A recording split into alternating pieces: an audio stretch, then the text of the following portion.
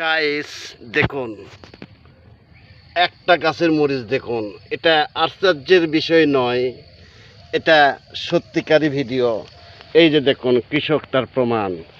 এরকম শত শত গাছে মরিচ। এই গাছটা দেখাতে বড় ভাই, যা সর্বনাশ! এটা কি দৃশ্য, অসাধারণ!